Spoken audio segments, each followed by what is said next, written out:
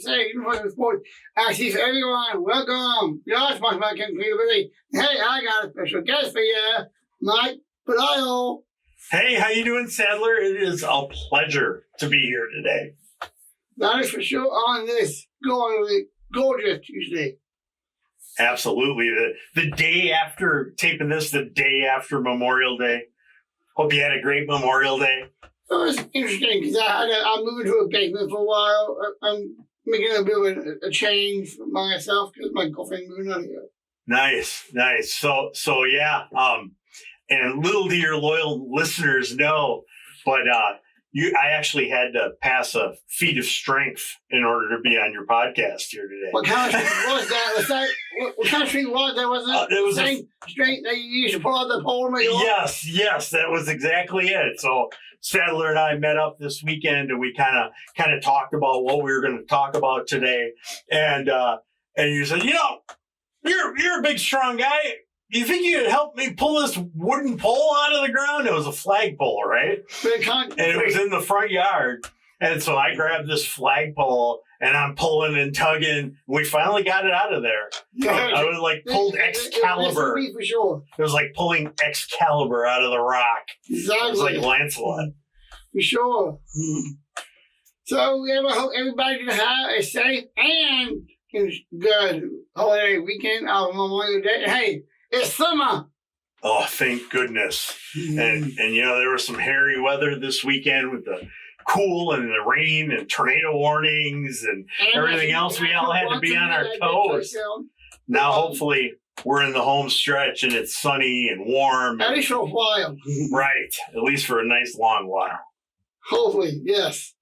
And hey, I hope it's going to be the same way with sports coming up. We got a lot of stuff to talk about today. Well, sports are heating up. Sports are always hot in my life, Sadler Bell. So let me ask you this. Did you hear about that death of that golfer? There was a golfer that did pass away. Yeah, I heard about that. That's a strange story. It'll be, super unfortunate. I mean, he even pulled out of his turning early. That's really unfortunate. And we'll find out more as that story unfolds. Yeah. It comes out. But you hate to see that in any sport. He was, 33? Yeah, he was pretty young.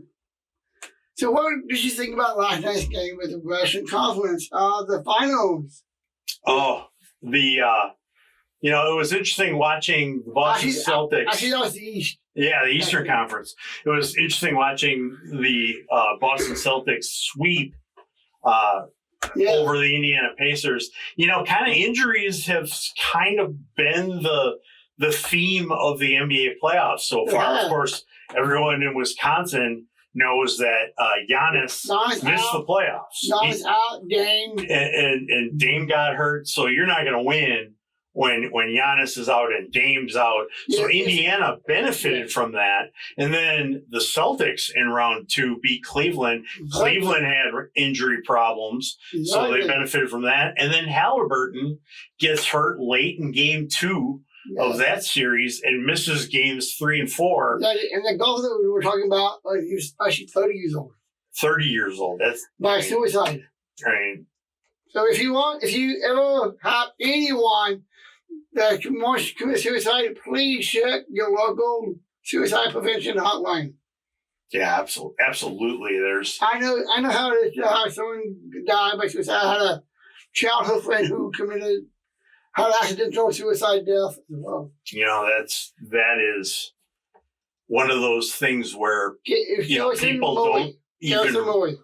don't even realize how supportive other people can be. Yeah. And really, you got to look for your friends and your family, your coworkers, professional people that you know. Let me ask you this. With that in mind, with what you have done in sports, what injury is the most common in high school sports versus pro and college? Well, there's different kind of injuries, different levels of severity.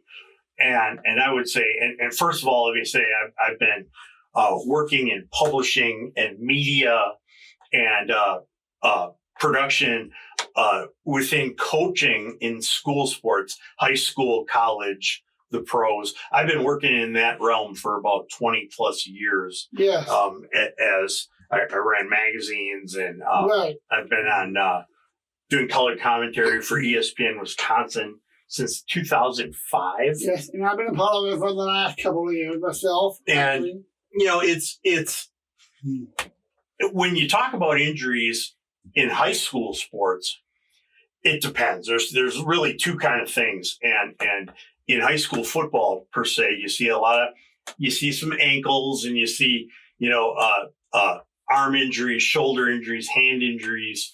What you want to avoid, and the biggest problem is ACL knee injuries. Yes, there's been happening a lot lately. I know. Speaking of that, I know Juan Acuna's ACL went, and so he's out for the season. Yeah, right.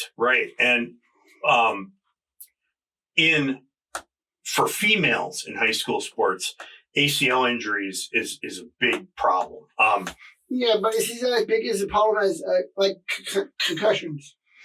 Concussions, and it's funny because like what gets attention is whatever like the mainstream media is focused on in that day.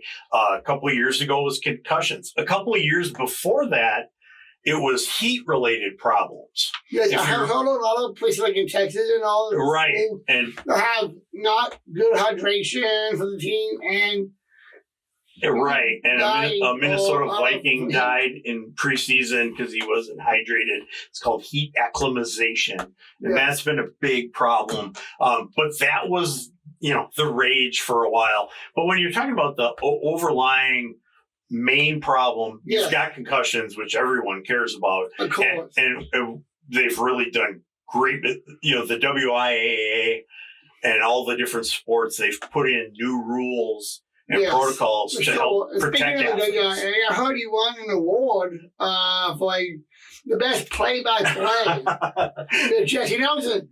Right. So that was actually an award that Jesse Nelson and I won, and our team won from the Wisconsin Broadcasters Association. Yeah. And that was the award was the 2023 Large Market Best Sports Play-by-Play Broadcast. Yes, and then last year it was Alex Stroh. Wow, it's called mixed sauce. Right. And so Alex is used to being a winner. Now Jesse and I get to bask in that glow a little bit. That was for a college football game that Jesse and I called first game of the year last year for UW Whitewater, Wisconsin Whitewater. Yes, and actually there have been several players that came out of Whitewater. Oh yeah, that were drafted actually. Yeah, and that game in particular was the opener of the season where they played the University of St. John's from Minnesota. And those two teams were both nationally ranked. Whitewater was ranked fourth. The Johnnies, their nickname is the Johnnies. For sure. St. John Johnnies were ranked like fifth or sixth. Yeah. So it was a big, high-profile game the opening weekend. And what a great atmosphere. We were at Whitewater, and their football stadium's at the top of a hill in Whitewater, and it was packed. It was sold, 15,000 people. Yeah, and it was sunny and gorgeous, and people were tailgating, and it was just a great atmosphere. Yes. And Jesse and I called that game, and honestly, Sadler, all seriousness aside, because I like to joke around a lot, but all seriousness aside, that credit goes all fully on Jesse Nelson. Yes, he did all the work himself. He did all the work on that. A couple of years ago, he identified that there was a hole in the market for this great Division III football that Wisconsin has in our state. Yes. And we've been doing the Culver's Isthmus Bowl the last few years. That's right. That was a good game.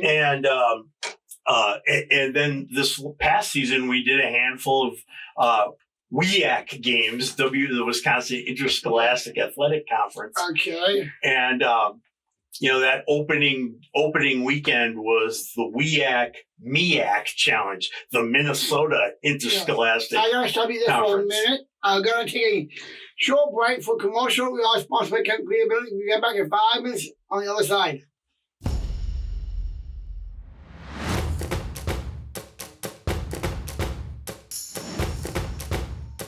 back here with Mike here, the color commentator, the color man. The award-winning, the Wisconsin Broadcasters Association Best Sports Play-by-Play Broadcast. Jesse Nelson on play-by-play. I do color commentary. Yes. Really the producers. How colorful are you? Oh, I'm as colorful as it gets. It's funny because, again, Jesse identified this weakness in the market for the need for, because Wisconsin's football hungry, the football fans. And so for him to identify this openness and finding, picking and choosing where they could do some WEAC games on ESPN Madison and ESPN Milwaukee. They were dual cast. Kudos to him. And then he did all the work for it in terms of, making the schedule. It was all extra work that isn't part of his normal day. He just went out and did it because he thought it was the best thing to do for the station and for the listeners. Does he want other station out? That is be for him. Yeah, right. Exactly. And the interesting thing is I'm lucky enough that I work with two really good, like top-notch professional play-by-play guys, Jesse Nelson, and then in Milwaukee every Friday night with Gabe Neitzel. Yes, we all know Gabe Neitzel. We do high school football and basketball together on ESPN Milwaukee. We've been a team for about 8 years now, and what I've worked with, so I've been doing color commentary for ESPN Wisconsin stations for since 2005. So we're going on almost 20 years. Yeah. That's longer. That's not. Just a little longer, a little less than I've been moved up here since I moved from Alabama. That's right. Crimson Roll Tide, right? Crimson Tide. Sure. And so. And here's the thing: just like Wisconsin in high school sports, Alabama's the same way. Oh yeah, if not crazier, especially because they don't have the pro sports, so their focus is on the Crimson Tide, on Auburn. The closest thing we got is like Louisiana and Georgia. Right, really. and you've got in Alabama, you're either Auburn or Crimson Tide, right? I got family and myself are Crimson Tide, and I have an aunt and uncle who are Auburn, but they didn't go there for football or anything. Right. They were there for medical school. Right. So they were not like at the gangs party and all that stuff. They were at home. At the dorms where they were staying in, studying. Yeah. Oh yeah, you got to study in college too. That's right. But they were studying like hours on hours overnight. That not like partying and going to ball games and stuff. Right. They were there for the educational part, not the parties and the which is the main priority, right?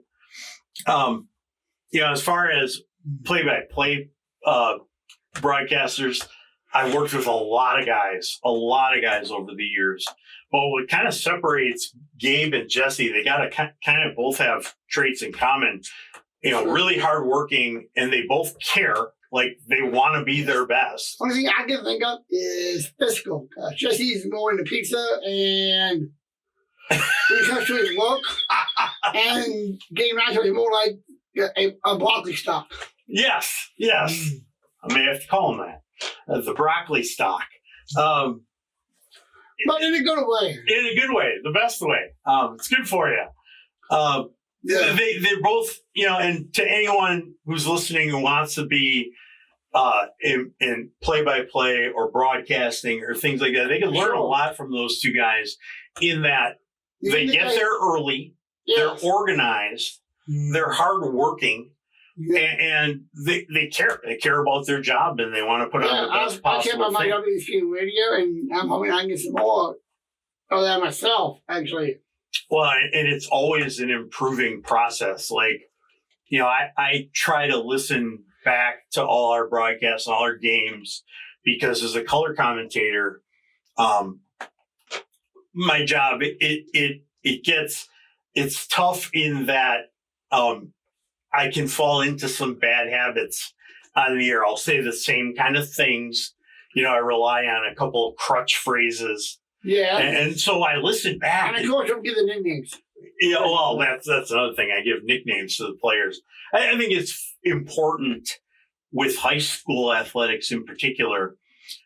Student athletes, they work so hard to be both a student and play high school sports. Yes. When you're talking football, like even Scotty Scheffler, even though he was arrested, and they finally figured out what really happened on the video footage that was found on the street corner.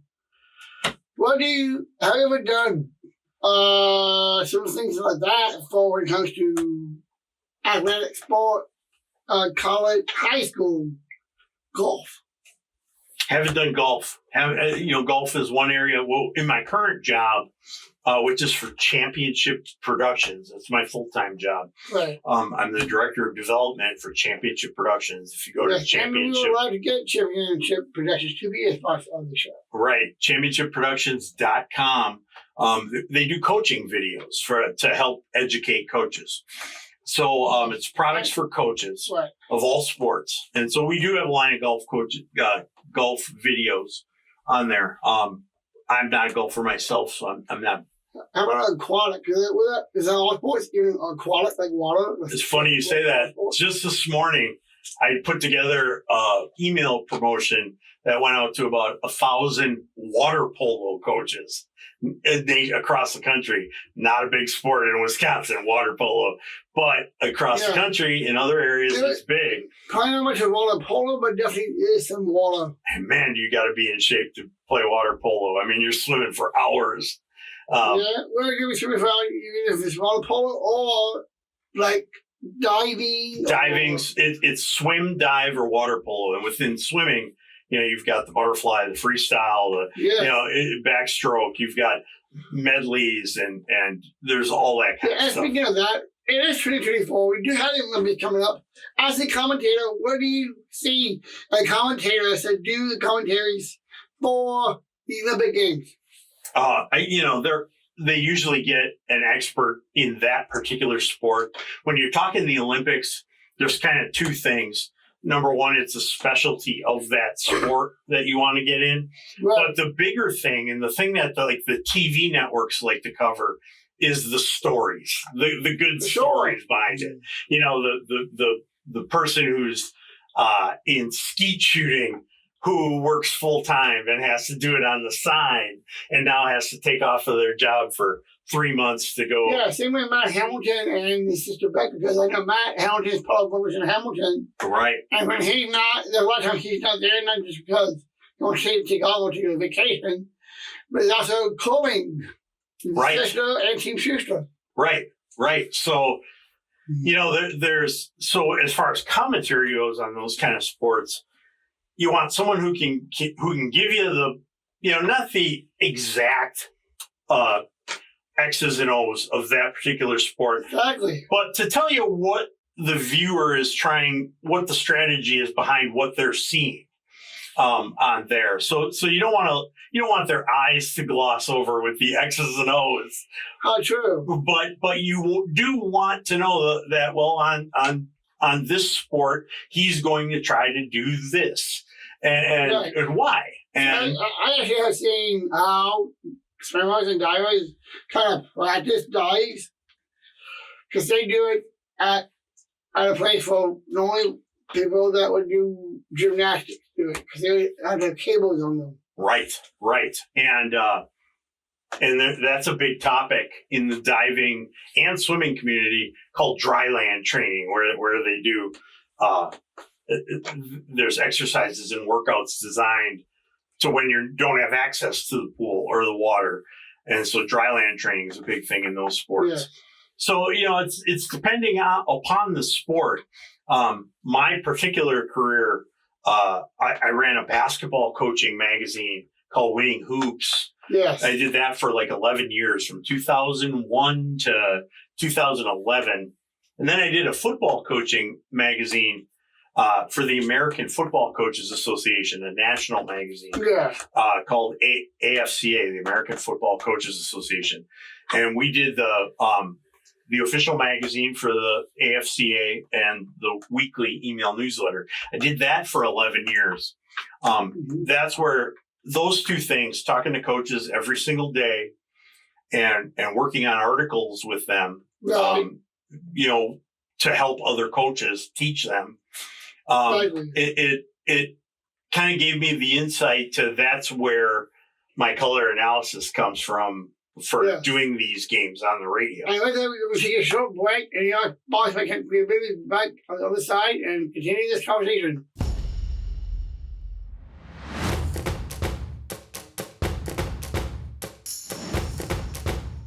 All right, we are back, and now it's sponsored by Creativity. If you are interested in being a sponsor, partner, and or an investor, please contact me at usafe.usafe.blog. It's usafe.usafe.blog. All right, so let's get into it. So we're talking about coaches in athletics because I've been working with coaches professionally for 20 plus years. I think do that. I don't even answer this. Who's your easiest coach and who's your hardest coach you ever played? Do stuff like it's that's a wide ranging thing because over 20 years I've talked to thousands of coaches. There's coaches that I've done articles with that I've become friends with, and there's coaches that I've done articles with that have said, "You're going to write my biography someday. I'm going to have you write my biography." Like, great, call me whenever you want to write it. I'll do it. But there's been some surprises over the years. The one that sticks out in my mind is with AFCA magazine, the football coaching magazine. Yes. The year after the Giants beat the Patriots in the Super Bowl. Yeah, the one when they were about to go perfect. Right. And the Patriots were 18-0 coming into that game. I remember that season well because my grandmother passed at the time. I was down in Alabama to visit my family for the funeral, and I was nice. Some friends invited me to go watch the Super Bowl party. And the Patriots were deadly that year. They had Randy Moss. Yes. And Tom Brady was on top of his game. And they set all sorts of offensive records that year, running a spread offense in the NFL that just had defenses just going. What do you think the Packers are going to do? Well, that's a whole different argument, but I think the Packers are going to be dynamite. What they did in the draft. Because I know they're always third-tier team now. Well, and I think what they did on defense in the draft is phenomenal. I think Edgerrin, the linebacker they got in the second round, is dynamite. Yeah. I think picking up, they filled all the holes on their defense with really good prospects. Sure. Look, it's your story. So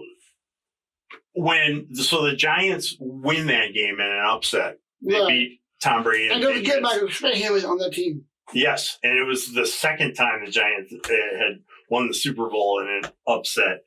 And so that was Tom Coughlin was coaching the Giants, Hall of Fame coach Tom Coughlin. And, he was a 30, 40-year AFC member at that time.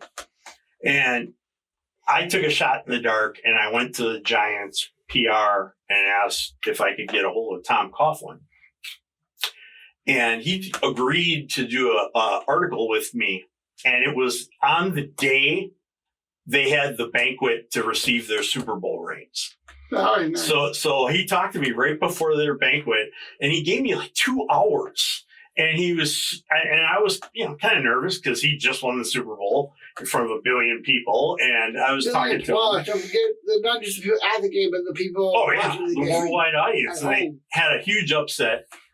And he gave me the best interview. He was so open and so thorough because he knew that my article was going to other coaches. So cool. And he was giving me inside details on he's a big believer in a 4-man front, a 4-man defensive line that could press the ball. I think that's what the Packers are doing now, too. Right. They just switched to that. Exactly. So, Packer fans, listen to this. So, he knew that you can't stop the Patriots' offense.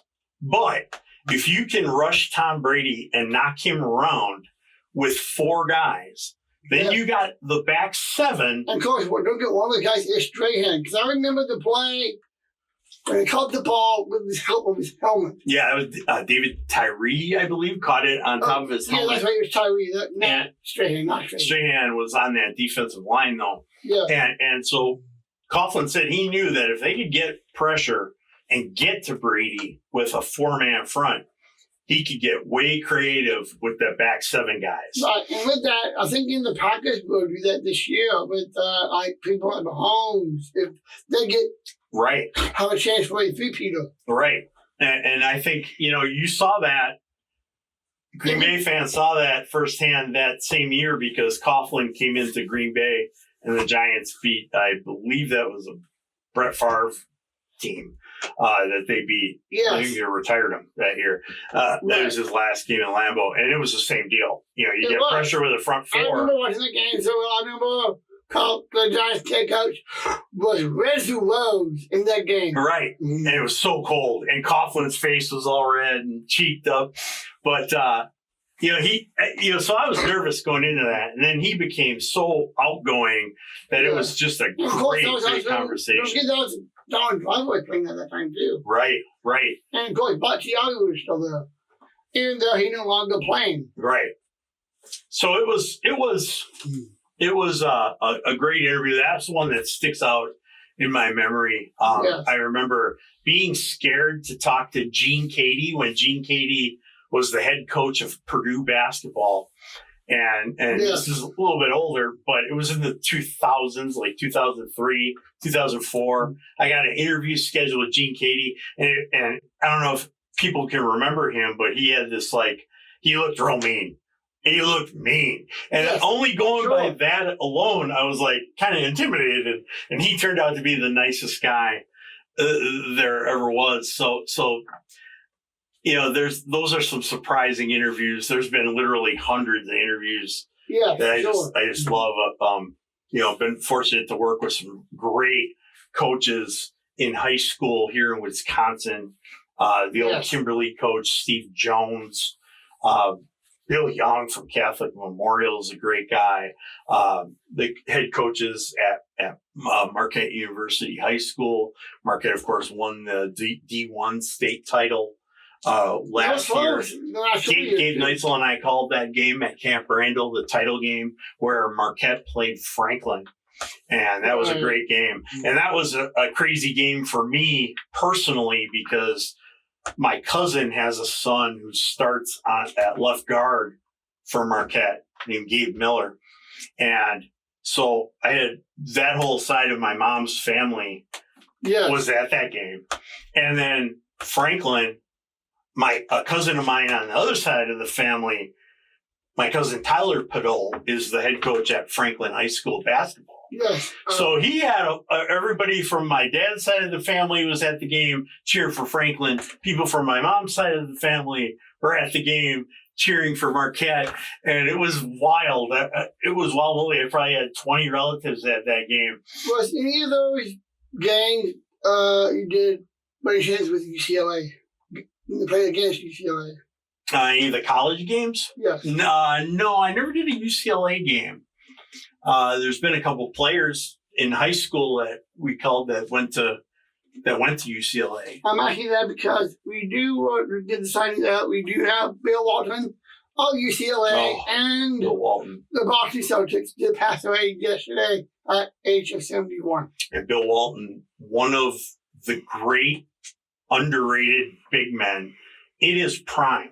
His prime wasn't very long because he was hurt from the get-go. He had bad feet and chronic knee and back problems when he was older. Was in a lot of pain when he was doing broadcasting. Made me hurt hearing stories about him. He'd have to, go lay down before and after games. He had 71 due to bottle cancer. Now here's a guy, Bill Walton, that he won national titles every year. He played for John Wooden at UCLA. And in the national championship game, he hit 21 of 22 shots from the floor. Remarkable. And just unbelievable. And so, John Wooden is, being in basketball coaching, publishing for so long, you talk about John Wooden, another coach who just passed away recently, Bobby Knight. Yes, Bobby Knight, sure. I had a coach tell me once, a coach I respected, he said, all coaches steal ideas from other coaches, and those coaches stole them from either Wooden or Knight. Yes. I wonder if anyone else threw a chair. Yeah. Besides. You know, it's a rarefied air with those guys. And when you talk about the stuff that's being run in offense and on defense, that stuff still pertains that Wooden, like the basics of it are stuff that Wooden implemented and Knight implemented. So, you know, when you boil down the evolution of X's and O's, it's funny how both games, football and basketball, have kind of evolved to kind of go up tempo. And in basketball, so it's called the dribble drive, the draw and kick, where you go to the basket and you throw out to the shorter 3-point line in college. Right. And with that, we were taking another short break. We went back after this message on the other side, and y'all pause my computer. See you again on the other side.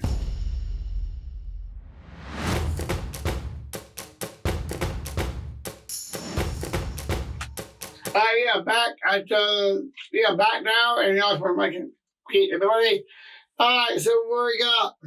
You know, so we were talking about coaches, and it's funny because we talk about football coaches, and in talking with many thousands of football coaches over 20 years, that one thing that I found both in high school and in college is when coaches first become a head coach, that first time you sit in the captain's chair.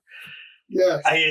Both in college and high school, they tell me I was not prepared for everything you need to do as a head coach.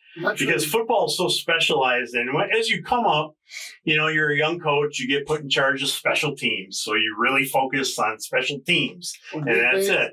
Defense, offense, you're a position coach or you know, eventually an offensive coordinator where you're calling plays, or defensive coordinator.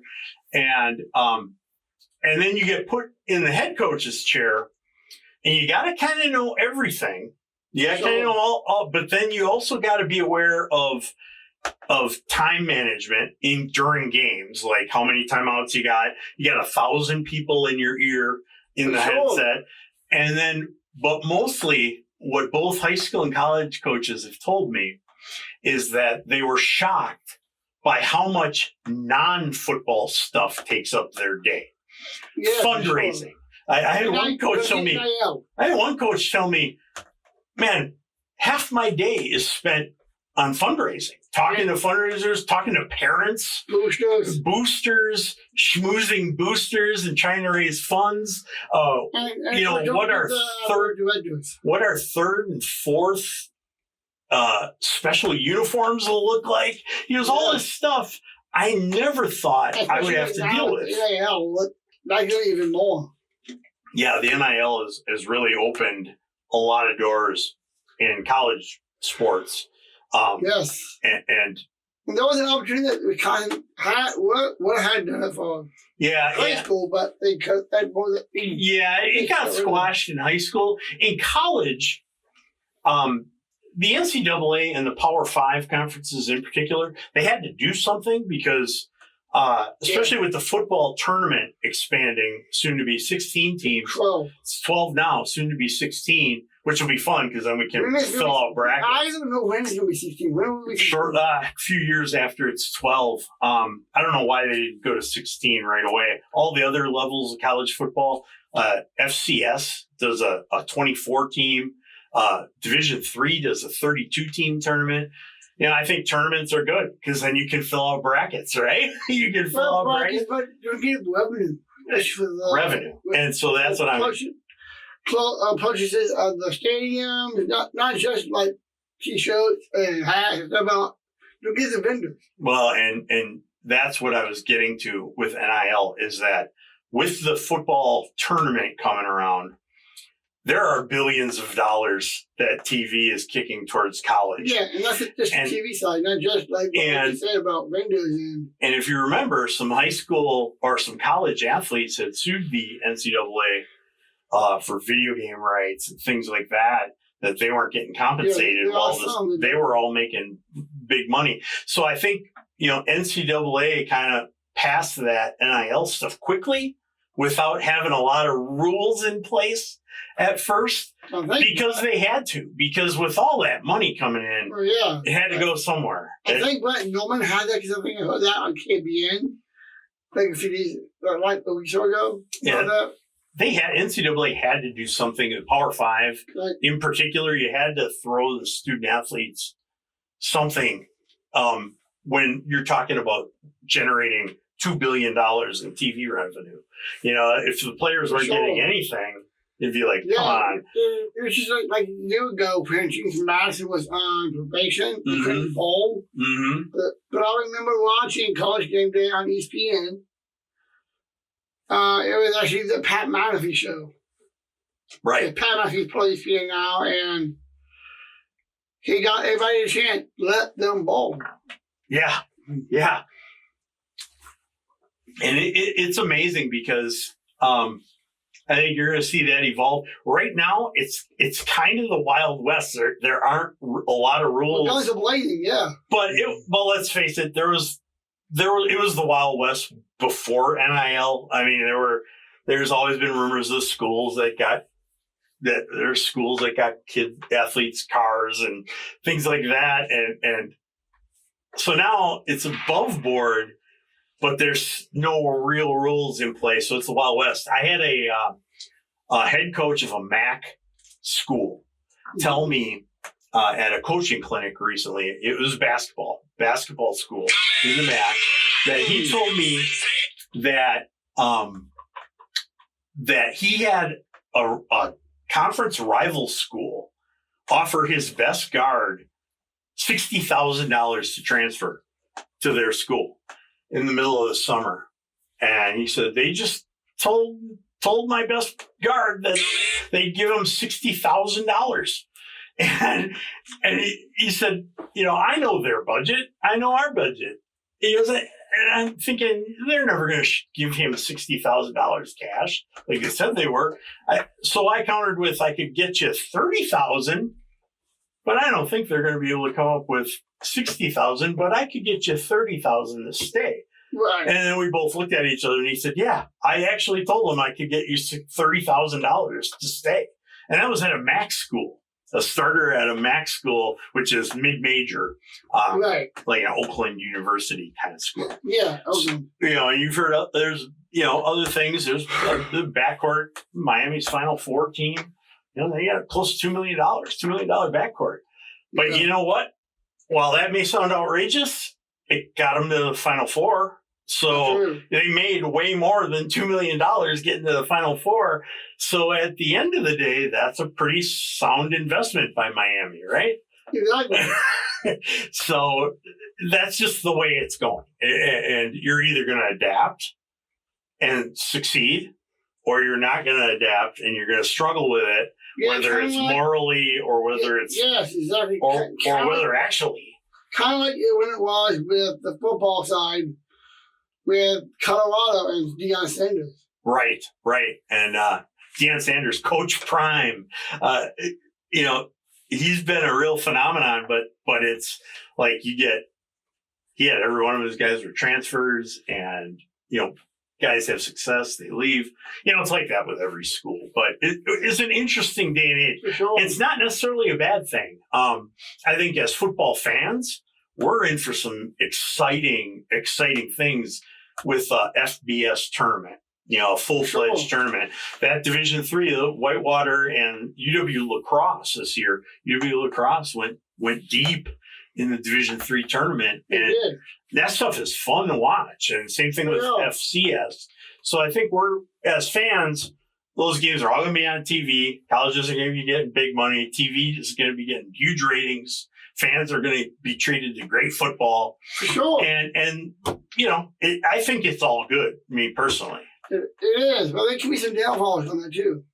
Yeah, and that downfall comes probably in the way of cheating and how the Power 5 conferences, look at how many... I just did a packed episode of the cheating scandal in Michigan. Right. And the growth of conferences like the Big Ten, adding UCLA and USC, and adding schools, the Pac-10, Pac-12, disappearing, falling apart.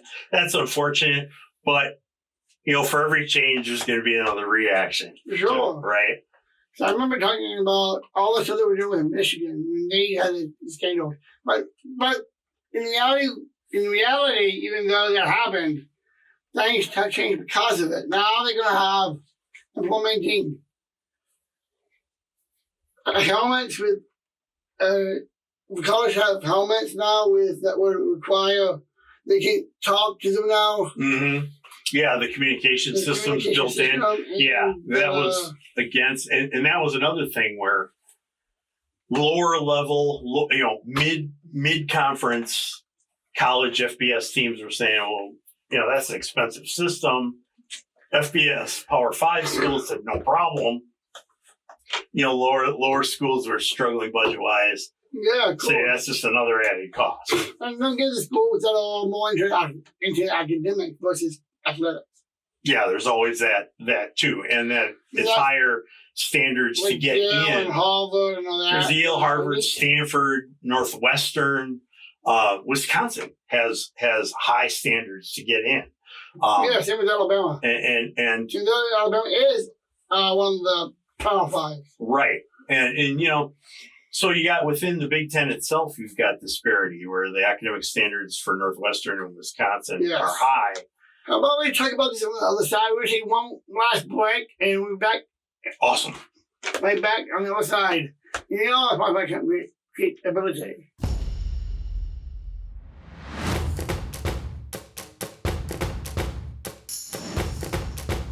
All right, we are back, everybody. Be safe, watch with sport. Actually, everyone, sponsor can be really. And Mike, like having you on today. Oh, Sadler, this has been big fun. You do a great job with this podcast. I'm really impressed. More to come, and I hope you be my co-host. I'll be able to come on periodically for you whenever you need a pinch hitter. Maybe a couple times a year I'll come on and we can brainstorm some great ideas. You've been you got me thinking a lot about my career and as I've come up and I've just got some of the things that I kind of learned that have helped me grow and succeed in my career that I like to kind of share. I'm the same way with you. I meet you. And so, like my advice to anybody who's young or starting out in a professional career that they're coming, my traits to kind of help along the way. Things I've found is that in order to find success, I think you need to develop multiple skills within your professional field. Yeah. And by that, I mean, when I was in publishing, I started out as an editor and a writer. And as I came up, and the more I learned about publishing, and I was trying to learn as much as possible, that if I wanted to grow the business, if I wanted to grow my salary, if I wanted to be more important to the company, I had to develop other skills. I had to learn the business side of publishing. I became an advertising salesman to help grow revenue, much like when you were talking about if people want to become a sponsor of the podcast, they should contact you. Yes. I became real good at selling advertising to our advertisers because I knew the product, I knew the magazine. You helped me on that too. Right? I knew the audience. So I developed sales skills, which I was kind of naturally good at, but it's hard. It's hard. It is. I always have been a born salesman. Even as a child, my dad actually pictured me going door to door selling, wearing a blue blazer. Well, there you go. And really, selling is a hard job, and it's not for everybody. You get way more no's than you get yes, but you got to power through. You can't take things personally. You got to have a thin skin, and you got to go through. But that's a completely anxiety and stuff like that, like I do. Right, and it's a completely different ADHD and Down syndrome. Right, and you need to make that ADHD work for you in that doing different things. Yeah, I know Mike Hamilton has that with his ADD. So you develop multiple skills within your professional field. I don't care what profession you're in, learn all the different aspects of your job so you can become more valuable to your company and in your business. You also want to be a team player. You're only going to be as successful as the people around you. Your podcast is only going to succeed if Jeremy or in Pedro and things like that as they help you and they're on board with you. So you share the credit. Talking about Pedro and Jeremy and everybody who helps you with this. You got to be a team player. You share the credit. Pablo Iglesias. You were talking about Pablo Iglesias. ESPN. 27 News. You got it going. And so the other thing I bring to the table, and you have this already, Sadler, is I think you got to have a positive attitude every day. And by that, I mean, I don't mean being happy and joking and full of sunshine. For sure. I mean, positive attitude in that there are some days that people don't want to be at work. But if you got to be at work, because everybody's got to work. I'm that way with my other job that pays the bills now. Right. I hate that job. I've been there for over 20-ish years or less. And it's just a dead-end job. Right. But if you walked into that job every day and you were miserable, that's not going to help anybody. It's going to make you miserable. It's going to make people around you miserable. And negativity is very contagious. Yeah, so always be positive. Not talking about being fake. Not talking about being fake. I'm just talking about, make the best of whatever you're doing in that moment. Because my brother said, because he helped me with my finances, and he says, once I'm making $1,000 with this with the podcast, I quit my other job. And so, a positive attitude every day at both jobs. Well, you got to do both jobs because you got to right now. You might as well be happy when you're there at your other job working. Even though I don't. Even though you don't want to be there. You keep a positive attitude and everybody around you will be better. Your day will go faster. For sure. I've always been that way. So positivity and positive touches whenever you talk to people outside your company. For sure. Partners you're trying to do partnerships with, don't be overbearing. Don't bother them. Yes. But positive touches. Leave a meeting or a partnership thing that you're doing. Leave that meeting going, wow, that guy's a good guy. He came in here and he helped me. And then he left. And he left me alone. That's right. It's the best. And then you let it come over. The name I get over you. Sunshiner. Sunshiner. I like that. Lastly, my last bit of advice would be stay organized. Yes. As you get more busy, as you do those other things I was telling you about, developing multiple skills and wearing more hats, for sure, the need for you to be organized becomes more and more important. And notice how the staff Jesse Nelson, Gabe Neitzel, they're two of the most organized individuals I work with. And it shows. For sure. And I do want to thank you again for coming on. It has been a blast, my friend. You do a great job with this podcast. It's been my pleasure and an honor to be here. And, I was trying to think of a nickname for you. I said it's got to come natural. And so I was thinking there was an old Negro League baseball legend, a Hall of Famer. His name was Cool Papa Bell. So you're going to be Cool Brother Bell. Cool Brother Bell. I like Sadler. Cool Brother Bell. Cool Brother Bell. Well, just like Cool Papa Bell, which is one of my favorite names of all time. I don't going to trademark that name. That's right. Cool Brother. Cool Brother Bell. I like it. I am Cool Brother Bell, and we see you next time on USAFE, Universal Sports Archive. Everyone, and the Sportcast. See you next time, everybody.